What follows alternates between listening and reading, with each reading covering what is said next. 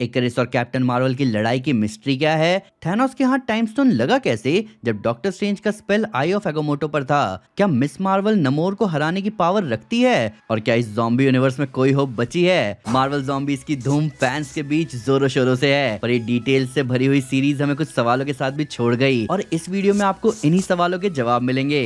तो बिना किसी देरी के चलिए शुरू करते हैं। नंबर 1, ये ब्रोकन गॉड्स का चक्कर क्या है? तो मार्वल ज़ॉम्बीज के पहले एपिसोड में कमाला देखती है कि एक पहाड़ में बहुत बड़ा गड्ढा बना हुआ है, जहां आगे पता चलता है कि ये जगह valley of the broken gods है, जहां ज़ॉम्बी कैप्टन मार्वल और टूटा फूटा एटर्नल इकरिस आपस में लॉक्ड हैं एक जबरदस्त लड़ाई में, जिसमें ये दोनों ही एक दूसरे को ना हरा पा रहे हैं ना खत्म कर पा रहे हैं। एटर्नल्स टेक्निकली सेलेस्टियल्स के बनाए हुए रोबोट्स हैं, तो वो ज़ॉम्बी वायरस से इन्फेक्ट नहीं हो सकते, जिस वजह से ज़ॉम्बी कैप्टन मार्वल इकरिस को इन्फेक्ट भी नहीं कर पा रही। पर एक और जबरदस्त डिटेल जुड़ा है इन ब्रोकन गॉड्स की लड़ाई को लेकर। तो क्योंकि मार्वल ज़ॉम्बीज के इवेंट्स शुरू हुए थे इन्फिनिटी वॉर के दौरान, तो कैप्टन मार्वल अर्थ पर आई होगी जब निक फ्यूरी ने देखा होगा कि सभी हीरो ज़ॉम्बी वायरस से इन्फेक्ट हो रहे हैं। तब माहौल को संभालने के लिए फ्यूरी ने कैरल को बुलाया होगा। पर जैसा कि हम जानते हैं कि ज़ॉम्बी वायरस से जब थैनोस जैसा एलियन इन्फेक्ट हो सकता है, तो कैप्टन मार्वल बेशक एक पावरफुल एवेंजर है, पर है तो वो इंसान ही। वो भी अर्थ पर आते ही इन्फेक्ट हो गई होगी, पर अपने इन्फेक्टेड मोड में हम देख सकते हैं कि कैरल पूरे टाइम ग्लो कर रही है, मतलब वो पूरे टाइम बाइनरी फॉर्म में है, जिसमें वो अगर अर्थ से बाहर गई तो वो आराम से अपनी पावर्स के साथ पूरे यूनिवर्स को इन्फेक्ट कर सकती है। इसीलिए इकरिस, जो कि स्ट्रेंथ में सबसे पावरफुल एटर्नल्स में से एक है, वो कैरल से भिड़ रहा है, ताकि बेशक वो कैरल को हरा नहीं सकता, पर वो उसे अपने साथ बहुत लंबे समय तक फाइट में लॉक करके रख सकता है, जिसकी वजह से सेलेस्टियल्स का बनाया हुआ यूनिवर्स सेफ रहेगा। हमें सेलेस्टियल फिजियोलॉजी के बारे में मार्वल सिनेमैटिक यूनिवर्स में ज्यादा कुछ बताया नहीं गया, पर हम इतना जानते हैं कि अगर कोई सेलेस्टियल इस वायरस से इन्फेक्ट हो गया तो फिर कोई होप नहीं बचेगी इस यूनिवर्स में। नंबर 2, थैनोस को टाइम स्टोन मिला कैसे? अब यहाँ दो सवाल है कि थैनोस के हाथ टाइम स्टोन लगा कैसे, और ज़ॉम्बी थैनोस को कैसे पता चला कि माइंड स्टोन उसे वकांडा में मिलेगा? तो व्हाट इफ के 5th episode what if zombies में हमने देखा था कि हल्क थैनोस से पिटाई खाकर अर्थ आता है, जहां वो देखता है कि एबनी मॉर कल ऑब्सिडियन आए हैं डॉक्टर स्ट्रेंज से टाइम स्टोन लेने। पर इससे पहले वो ऐसा करते, zombie iron man, doctor strange और वोंग उन दोनों को इन्फेक्ट कर देते हैं। हमें यहाँ स्ट्रेंज के गले में आई ऑफ एगामोटो तो दिख रहा है, पर कुछ ही सेकंड्स में वॉस्प स्ट्रेंज की बॉडी को कंकाल बना देती है। अब हम सब जानते हैं कि स्ट्रेंज ने आई ऑफ एगामोटो पर एक स्पेल लगा रखा था, जिससे कोई भी उसमें से टाइम स्टोन ना निकाल सके। बेशक स्ट्रेंज मर भी जाएगा तो भी ये स्पेल काम करेगा, लेकिन हम ये भी जानते हैं कि थैनोस हल्क से भिड़ने और थॉर की पिटाई करने के बाद पहले गया होगा नोवेयर रियलिटी स्टोन लाने, फिर उसने गमोरा को सैक्रिफाइस करके सोल स्टोन हासिल किया होगा।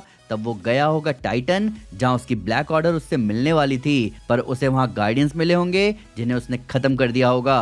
पर जब टाइटन पर ब्लैक ऑर्डर में से कोई भी नहीं आया होगा, तब थैनोस गया होगा अर्थ पर डॉक्टर स्ट्रेंज के पास, जहां उसको अपने पास रखे बाकी इन्फिनिटी स्टोन्स को यूज करना पड़ा होगा आई ऑफ एगामोटो से टाइम स्टोन निकालने के लिए। अब स्पेस स्टोन ने थैनोस को गाइड किया होगा आखिरी इन्फिनिटी स्टोन की लोकेशन तक, जहां वो वकांडा पहुंचा, क्योंकि तचाला, स्पाइडरमैन और एंटमैन खुद वहां जा रहे थे माइंड स्टोन लेकर। जहां पहुंचते ही थैनोस 5 इन्फिनिटी स्टोन्स के साथ इन्फेक्ट हो गया। नंबर 3, क्या कमाला नमोर से ज्यादा पावरफुल है? अब इस बात से तो सब एग्री करेंगे कि मार्वल ज़ॉम्बीज में हमें एक्चुअली दिखा दिया कि नमोर किसी भी दिन एक वॉकिंग हैवक है। वो जितनी देर भी ऑन स्क्रीन था, उसने ये साबित कर दिया कि अभी एमसीयू में जितने भी नए चेहरे वाले हीरोज हैं, वो सब एक साथ इकट्ठा होकर अगर नमोर से लड़े भी, तो भी नमोर उन्हें मसल के रख सकता है। पर आखिरकार कमाला ने फिर उसे कैसे हरा दिया?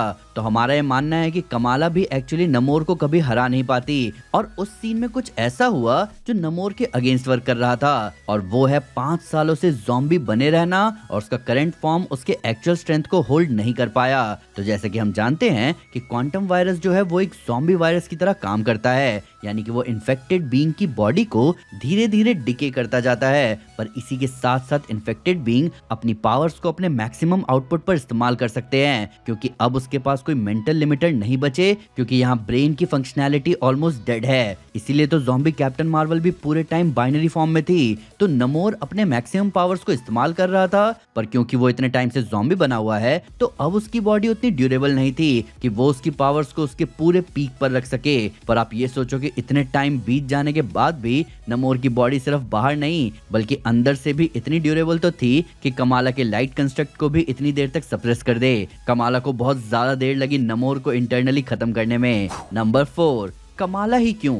तो ये सवाल सबके मन में जरूर आया होगा कि वांडा को आखिरकार कमाला की क्या जरूरत थी, क्योंकि पूरी सीरीज में अगर कोई इंसान ज़ॉम्बी से ज्यादा सेफ थी तो वो कमाला थी, क्योंकि वांडा को उसकी जरूरत थी। वो खुद इस बात का ध्यान रख रही थी कि कमाला ज़ॉम्बी ना बने, पर ऐसा क्यों? तो इससे रिलेटेड हमारी थ्योरी ये है कि वांडा खुद ये जानती थी कि क्वीन ऑफ द डेड होने के नाते वो एक ऐसा रियलिटी बबल बनाना चाहती है पूरे अर्थ के लिए जहां सब कुछ इस तरह से फैब्रिकेटेड रहे कि वो एक असली दुनिया जैसा लगे। पर उस लेवल की प्लैनेटरी रियलिटी वॉर्पिंग के लिए उसे इन्फिनिटी स्टोन्स के लेवल की एनर्जी चाहिए थी, और इसी वजह से वो हल्क के पीछे पड़ी हुई थी। और यहीं पर कमाला की एंट्री होती है। तो वांडा एक्चुअली ये जानती थी कि बेशक वो इन्फिनिटी स्टोन्स की पावर्स को एब्जॉर्ब कर ले, पर उतनी पावर को चैनल करने के लिए और प्रिसाइसली यूज करने के लिए उसे एक मीडियम की जरूरत है। और कमाला और उसके बैंगल्स ही वो मीडियम है जो वांडा को प्रिसाइसली रियलिटी वॉर्प करने में हेल्प कर पाते, क्योंकि कमाला के बैंगल्स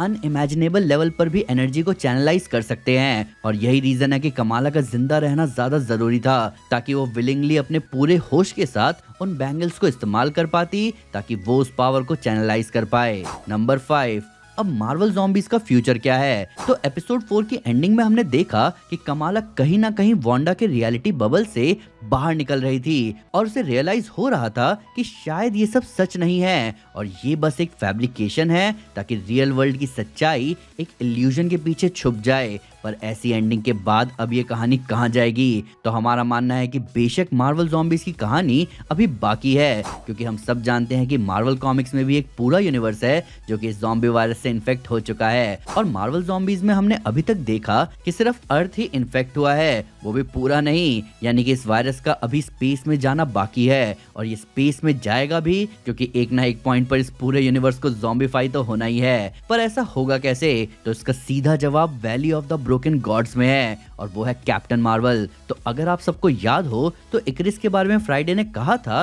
कि वो इनऑर्गेनिक बीइंग है, पर वो बहुत डैमेज्ड है, यानी कि भले ही इकरिस और ज़ॉम्बी कैप्टन मार्वल की टक्कर बराबर की है, इकरिस की नॉन ऑर्गेनिक बॉडी ज्यादा डैमेज ले रही थी। तो अगर इकरिस की जगह लेने जल्द ही कोई नया इटर्नल नहीं आया तो कैरल कुछ सालों के बाद ही इकरिस को खत्म करके आउटर स्पेस की तरफ बढ़ जाएगी, और फिर पूरा यूनिवर्स इन्फेक्ट हो जाएगा। पर यहाँ एक और सवाल साथ में आता है कि क्या व्हाट इफ के सीजन 1 के एपिसोड 9 में जब स्ट्रेंज सुप्रीम ने एक पोर्टल खोला था अल्ट्रॉन के ऊपर, तो वहां से हमने देखा कि ढेर सारे ज़ॉम्बीज गिरते हैं, तो क्या वो इसी मार्वल ज़ॉम्बीज यूनिवर्स के हैं? तो इसका जवाब है नहीं, वो ज़ॉम्बीज इस मार्वल ज़ॉम्बीज यूनिवर्स के नहीं थे, क्योंकि अगर आपने वहां ध्यान दिया हो तो उन ज़ॉम्बीज के ढेर में सबसे पहले कैप्टन अमेरिका गिरता है, और इस ज़ॉम्बी कैप्टन अमेरिका की पूरी बॉडी होती है, जबकि मार्वल ज़ॉम्बीज वाले कैप्टन अमेरिका की बॉडी के 2 टुकड़े हो गए थे। तो इससे एक बात क्लियर होती है कि मल्टीवर्स में एक्चुअली एक नहीं बल्कि कई ऐसे यूनिवर्स हैं जहां ज़ॉम्बी आउटब्रेक हो रखा है। नंबर 6, क्या अभी भी कोई बचा है? तो जब मार्वल ज़ॉम्बीज का सीजन 1 खत्म हो चुका है तो ये सवाल तो हम सभी के मन में आया कि क्या अर्थ पर अभी भी कोई सर्वाइवर बचे हुए हैं या नहीं। तो यहाँ पर हम आपको बताना चाहेंगे कि एक्चुअली अभी भी बहुत सारे सर्वाइवर्स बचे हुए हैं, और आइए देखते हैं कि वो कौन कौन है। तो सबसे पहले तो खुद कमाला है। अब इसका रीजन तो हमने आपको दिया ही है कि वांडा चाहकर भी कमाला को कुछ नहीं होने देगी, क्योंकि उसका जिंदा रहना और इंसान रहना ज्यादा इंपॉर्टेंट है। वहीं हमें एपिसोड के आखिरी कुछ ग्लिम्स में दिखा था कि रीरी विलियम्स अभी भी जिंदा है। रीरी के लास्ट में डायलॉग्स थे जहां वो कह रही थी कि उसने सिग्नल्स को हैक किया है, और कमाला जो कुछ भी देख रही है वो रियल नहीं है। यानी कि यहाँ पर क्लियर कर दिया गया कि कई सारे हीरोज अभी भी बचे हैं जो अब भी वांडा के खिलाफ लड़ रहे हैं, और रीरी उनमें से एक है। तो कमाला और रीरी के बाद जो बचे हुए होंगे वो है बाकी के एटर्नल्स। जी हाँ दोस्तों, तो क्योंकि एटर्नल स्ट्रक्चरली इनऑर्गेनिक बीइंग्स हैं तो वो इन्फेक्ट नहीं हो सकते, और यही रीजन है कि बाकी सभी एटर्नल्स भी जिंदा होंगे। अब इनके अलावा ऐसे भी चांसेस हैं कि स्पाइडरमैन और हल्क अभी भी जिंदा हो, क्योंकि उनके कैरेक्टर का कोई फाइनल एंड हमें नहीं दिखाया गया। वहीं खॉन्शो किसी ना किसी को अपना नया मून नाइट जरूर बनाएगा, तो ऐसा हो सकता है कि हमें आगे एक नया मून नाइट भी देखने को मिल जाए। इन सब के अलावा हर वो कैरेक्टर जो आउटर स्पेस में है वो सब भी अभी जिंदा होंगे, जैसे क्री फोर्सेस, नोवा कॉर्प्स और स्क्रल्स। तो ये थे वो आंसर्स जो आप ढूंढ रहे थे मार्वल ज़ॉम्बीज देखने के बाद। अब आप मुझे बताओ कि क्या आपके हिसाब से सेलेस्टियल्स के पास इस ज़ॉम्बी वायरस का कोई इलाज है? क्या वांडा जानबूझकर रियलिटी को मैनिपुलेट कर रही है ताकि वो इजीली पूरे यूनिवर्स को इन्फेक्ट कर पाए? और क्या इस ज़ॉम्बी वायरस का इलाज हल्क से जुड़ा हुआ है? क्योंकि हमने देखा है कि हल्क कभी इन्फेक्ट नहीं हो पाया। आइए इन सब के बारे में कमेंट से बात करें। वीडियो अच्छी लगे तो लाइक जरूर करें और चैनल को सब्सक्राइब करना ना भूलें। साथ ही साथ एक स्टेप आगे आकर अपने फेवरेट चैनल को सपोर्ट करें मेंबरशिप लेकर। Thank you guys, this is Aman Sinha and you are super super. Piece.